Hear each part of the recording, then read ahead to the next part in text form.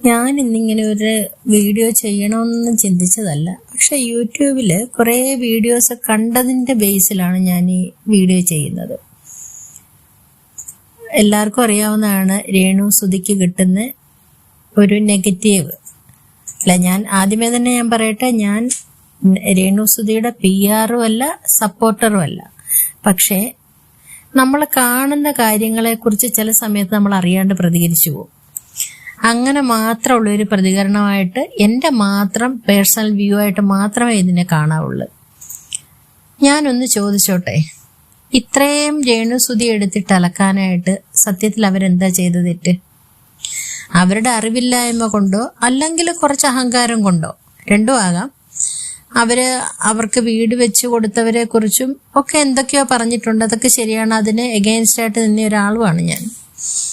പക്ഷെ ഇപ്പം Renusudhi big boss ഹൗസിൽ പോയതിന് ശേഷമുള്ള യൂട്യൂബ് ചാനലുകൾ അവരെ പിന്തുടർന്ന് ഈ രീതിയിൽ നെഗറ്റീവ് വീഡിയോ ചെയ്യുന്നതും നെഗറ്റീവ് പറയുന്നതും അത്ര നന്നായിട്ട് എനിക്ക് തോന്നുന്നില്ല. കാരണം അവരെങ്ങനെയോ ആയിക്കോട്ടെ, എന്തോ ആയിക്കോട്ടെ, അവരുടെ ഹസ്ബൻഡ് മരിച്ച് 1 വർഷത്തിനകത്ത് എന്തെങ്കിലും ചെയ്യുന്ന ഒരു ലേഡി ഇവർ മാത്രമല്ല. ഹസ്ബൻഡ് മരിച്ച് 1 വർഷം വേണ്ട, 6 മാസത്തിനകത്ത് സ്വന്തം മക്കളെ ഉപേക്ഷിച്ച്, ചെറിയ മക്കളെ വരെ ഉപേക്ഷിച്ച് പോകുന്ന പല സ്ത്രീകളെ നമ്മൾ കണ്ടിട്ടുണ്ട്. ഹസ്ബൻഡിനെ വിഷം കൊടുത്ത് കൊന്നിച്ച് പോകുന്നവരെ കണ്ടിട്ടുണ്ട്. ഹസ്ബൻഡും മക്കളും ഉള്ളപ്പം അവരെ ഇട്ടിട്ട് പോകുന്നവരെയും കണ്ടിട്ടുണ്ട്. രേണുസുധി ഇത്തരത്തിലൊന്നും കാണിച്ചിട്ടില്ല. 1 വർഷമായപ്പോഴും ശരിയാണ്, സോഷ്യൽ മീഡിയയിൽ വരുന്നു, അവരെ ചൂഷണം ചെയ്യാതെ അവരെ വെച്ചിട്ട് കാശുണ്ടാക്കാമെന്ന് ചിന്തിക്കുന്ന ചില സംവിധായകരൊക്കെ അവരെ വെച്ച് റീൽസോ അതും ഇതുമൊക്കെ എടുത്തിട്ട് അവർ കാശുണ്ടാക്കുന്നു. അതിൻ്റെ ഒരു ചെറിയ പങ്ക് മാത്രമായിരിക്കും രേണുസുധിക്ക് കൊടുക്കുന്നത്. അതെന്തോ ആയിക്കോട്ടെ, അവർക്ക് കിട്ടുന്ന റെമ്യൂണറേഷനൊന്നും ഞാനത് ചിന്തിക്കുന്നുമില്ല, നമുക്കതിനെക്കുറിച്ച് അറിയത്തുമില്ല. പക്ഷേ ഇന്ന് രാവിലെ ഞാൻ കണ്ടൊരു വീഡിയോ എന്ന് പറഞ്ഞാൽ, ഈ സ്ത്രീയെക്കുറിച്ച് വളരെ മോശമായിട്ട്, വളരെ കളിയാക്കി പല ചാനലുകാരും വീഡിയോ ചെയ്തിരിക്കുന്നു. അതൊക്കെ ഒരു ഹരം പോലെയാണ് അവർ ചെയ്തിരിക്കുന്നത്. അതിൻ്റെ ആവശ്യകത എന്താണെന്ന് എനിക്ക് മനസ്സിലാവുന്നില്ല. ഇന്നലെ ബിഗ് ബോസ് ഹൗസിൽ അവരവരുടെ ഹെയർ പോകുന്നതിനെ കുറിച്ച് പറഞ്ഞു. ഞാൻ ഇത് വ്യക്തമായിട്ട് അറിയാവുന്ന ഒരാളായതുകൊണ്ട് ഞാൻ പറയുകയാണ്, ഇങ്ങനെ ഹെയർ ഫിക്സ് ചെയ്ത് കഴിഞ്ഞാൽ അതിൻ്റെ ഗമ്മ പോകുന്നതിനനുസരിച്ച് ആ മുടി ഇളകിപ്പോകും. അത് എത്ര പേർക്ക് അറിയാമെന്ന് എനിക്ക് അറിഞ്ഞൂടാ. വെറുതെ ചെളിവാരിയും കല്ലുവാരിയും ഒരാളെ എറിയാനായിട്ട് തയ്യാറായി നിൽക്കുന്നവർക്ക് ഇത് പറഞ്ഞാലിട്ട് മനസ്സിലാകത്തുമില്ല, അവർ അക്സെപ്റ്റ് ചെയ്യത്തുമില്ല.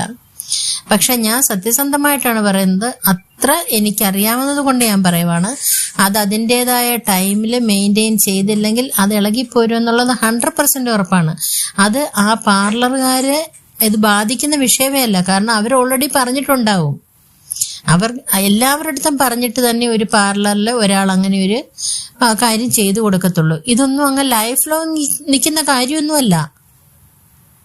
മുടി നട്ടുപിടിപ്പിക്കുകയല്ല. ആദ്യം തന്നെ അവർ പറഞ്ഞു അതങ്ങനെ ഒട്ടിച്ചിരിക്കുകയാണെന്ന് അവർ പറഞ്ഞു. അവരിപ്പോഴും ബിഗ് ബോസ് ഹൗസിൽ അവരൊരു കാര്യം പറഞ്ഞിട്ടില്ല, ഇത് ചെയ്തതിന്റെ മിസ്റ്റേക്കാണെന്ന് പറഞ്ഞ് ഞാൻ കണ്ടിട്ടും കേട്ടിട്ടുമില്ല. ഞാൻ ആ ലൈവ് കണ്ട ഒരാളാണ്. ഇത് അവർ ചെയ്തവരുടെ മിസ്റ്റേക്കാണെന്ന് ഒരിടത്ത് പോലും ആ സ്ത്രീ പറഞ്ഞിട്ടില്ല. പകരം അവർ പറഞ്ഞത് ഇതിങ്ങനെ ഇളകി വരുന്നുണ്ടെന്ന്, അത് ഞാൻ ചെയ്യാതെയും വൃത്തിയാക്കാതെയും ചെയ്യുന്നതിൻ്റെ ആണെന്നവർ പറയുന്നുണ്ട്. അതൊന്നും മനസ്സിലാക്കാണ്ട്, അതൊന്നും എടുത്തിടാണ്ട് ഒരാളെ തേജോവധം ചെയ്യാമെന്നുള്ള ഒരൊറ്റ ഇൻറ്റൻഷനോടുകൂടി വീഡിയോ ചെയ്യാന്ന് പറഞ്ഞാൽ വളരെ വേദനാജനകമെന്നേ പറയാൻ പറ്റത്തുള്ളൂ. ഇതൊക്കെ ശരിക്കും പറഞ്ഞാൽ ബിഗ് ബോസ് ഹൗസിൽ വെച്ച് സേഫ്റ്റി ടാങ്ക് എന്ന് വിളിച്ചതിനെ കാട്ടിൽ ഒരു സ്ത്രീത്വത്തെ അപമാനിക്കുന്ന കാര്യമാണ് ഈ പല യൂട്യൂബ് ചാനലുകാരും ചെയ്യുന്നത്. അങ്ങനെയൊന്നും ചെയ്യാൻ പാടില്ല. മറ്റൊരു ചാനലിൽ ഞാൻ കണ്ടു, ഇത് അവരവരുടെ വീട്ടിലെ ആണെങ്കിൽ എങ്ങനെയായിരിക്കും എന്നുള്ളത്. ശരിയാണ്, അദ്ദേഹം പറഞ്ഞാണ് ശരി. അവനവന്റെ വീട്ടിലുള്ള സ്ത്രീകളെ ആണെങ്കിൽ, അല്ലെങ്കിൽ ആ സ്ഥാനത്ത് നമ്മൾ തന്നെയാണെങ്കിൽ നമ്മൾക്ക് എത്ര വേദന ഉണ്ടാവും. ഇതൊക്കെ ചെയ്യാൻ പാടുണ്ടോ? ചെയ്യുന്നത് ശരിയാണോ? നിങ്ങളൊന്നും ഓർക്കുക, നമ്മൾക്ക് ആർക്കും അവരൊരു ദോഷം ചെയ്തിട്ടില്ല. അവരുടെ അവിവേകം കൊണ്ട്, അവരുടെ പിന്നെ ഈ പറയുന്ന കൂട്ട് നല്ലത് പറഞ്ഞു കൊടുക്കേണ്ട പേരൻസിന്റെ അപാകതയും കൊണ്ട്. കാരണം അവരുടെ അച്ഛനെ അറിയാമല്ലോ, അച്ഛൻ ഇതിനെക്കാട്ടി എക്സ്ട്രീമായിട്ട് റിയാക്ട് ചെയ്യുന്ന ഒരാളാണ്.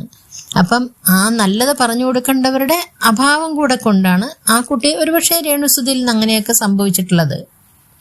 അല്ലെങ്കിൽ അവർക്ക് പറഞ്ഞു കൊടുക്കാമായിരുന്നു, അങ്ങനെ പറയാൻ പാടില്ല, നമ്മൾക്ക് ഇങ്ങനെ കിട്ടിയതാണ്, അതിനെ നമ്മൾ വിമർശിക്കാൻ പാടില്ല, അവരോട് നമുക്ക് നേരിട്ട് വിളിച്ച് പറയാം, പറഞ്ഞ് നമുക്കത് ചെയ്യാം, അല്ലെങ്കിൽ നമുക്ക് അതിന് പൈസ ഉള്ളപ്പോൾ ചെയ്യാം എന്നൊരു കാര്യം രേണുസുതിക്ക് അവരുടെ അച്ഛൻ പറഞ്ഞു കൊടുക്കണ്ടെന്ന് അദ്ദേഹം അത് പറഞ്ഞില്ല.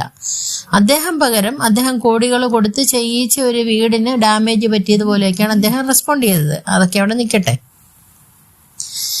നിങ്ങൾ ഇനിയെങ്കിലും ഒന്ന് ഓർക്കുക, ദയവേത് അവരെ വിടുക. പിന്നെ അവരുടെ കുഞ്ഞിനെ കാണാത്തതിന് അവർ കരഞ്ഞു. എനിക്ക് പറയാനുള്ള, ഞാനൊരു സ്ത്രീ ആയതുകൊണ്ട്, ഞാൻ എൻ്റെ അമ്മയായതുകൊണ്ട് ഞാൻ പറയാണ്, ഏതൊരമ്മയ്ക്കും, മക്കളെ സ്നേഹിക്കുന്ന ഏതൊരമ്മയ്ക്കും അതൊരു വ്യൂസ് കൂട്ടാനോ അല്ലെങ്കിൽ ഒരു സെന്റിമെന്റ്സിന് വേണ്ടിയൊന്നും പറയുന്നതല്ല. അവനവൻ്റെ കുഞ്ഞിനെ കണ്ടില്ലെങ്കിൽ ആത്മാർത്ഥമായിട്ട് കുഞ്ഞിനെ സ്നേഹിക്കുന്ന ഒരമ്മയാണ് തീർച്ചയായിട്ടും അവർക്ക് ആ വേദന ഉണ്ടാവും. അതിനകത്ത് കിച്ചുവിനെ കാണാത്തതിൽ അവർ പറഞ്ഞതിൽ എത്രത്തോളം സത്യമുണ്ടെന്ന് എനിക്ക് അറിഞ്ഞുകൂടാ.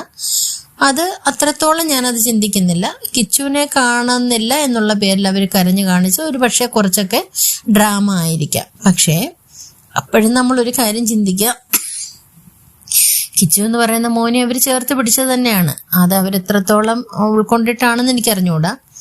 എന്നാലും ചേർത്ത് പിടിച്ച് വളർത്തിയൊരു മോൻ തന്നെയാണ്. അപ്പം നമ്മളെപ്പോഴും വിമർശനം നല്ലതാണ്, കളിയാക്കൽ നല്ലതാണ്, അതൊന്നും അല്ല എന്ന് പറയുന്നില്ല. പക്ഷേ എതിർ വശത്ത് ഇത് കേട്ടോണ്ട് നിൽക്കുന്ന ആളിൻ്റെ മാനസികാവസ്ഥ കൂടി നമ്മൾ മനസ്സിലാക്കണം. ഇതൊരു എക്സ്ട്രീം ലെവലിലോട്ട് പോകുമ്പം അവർക്ക് എന്തെങ്കിലും തോന്നി ഇതിന് പിടിച്ചു നിൽക്കാൻ പറ്റത്തില്ല എന്ന് വിചാരിച്ചിട്ട് ആ ഒരു സിറ്റുവേഷന് വന്ന് അവരെന്തെങ്കിലും കടുങ്കൈ ചെയ്താൽ നിങ്ങൾ എന്താ ചെയ്യുന്നത്? നിങ്ങൾ ഈ പറയുന്നതൊക്കെ തിരിച്ചു മാറ്റുമോ? ഈ ടോൺ ചേഞ്ച് ചെയ്യുമോ നിങ്ങൾ? അന്നേരം നിങ്ങൾ വീഡിയോ ചെയ്യും, അയ്യോ രേണുസുതി ദേ ഇങ്ങനെ ആയി, അവർക്ക് ദേ അങ്ങനെ പറ്റി, അയ്യോ കഷ്ടം എന്ന് പറയും. അതിൻ്റെ ഇടയിൽ കുറെ കമന്റും വരും. ഇപ്പൊ എനിക്കും ഒരുപക്ഷെ കമന്റ് വന്നേക്കാം. പക്ഷെ ഞാൻ സത്യത്തിന്റെ നേർക്ക് മുഖം തിരിക്കുന്ന ഒരാളല്ല. ശരിയും തെറ്റും നിഷ്പക്ഷമായിട്ട് പറയുന്ന ഒരാളായതുകൊണ്ടാണ് ഞാൻ പറയുന്നത്. ഇനിയെങ്കിലും യൂട്യൂബ് ചാനലുകാർ അവരെ വിറ്റ് മീൻസ് അതും ഇനി വേറെ ഒരു അർത്ഥത്തിലും എടുക്കണ്ട. അവരെ ഇങ്ങനെ മോശമായി ചിത്രീകരിച്ചുകൊണ്ട്, കളിയാക്കി ചിത്രീകരിച്ചുകൊണ്ട് ഉള്ള വീഡിയോ നിർത്തിയിട്ട് എത്രയോ നല്ല കാര്യങ്ങളുണ്ട്.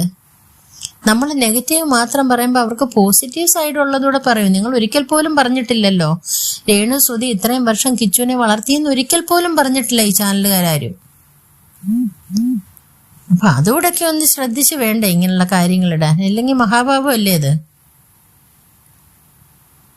ഓക്കെ, നമസ്കാരം.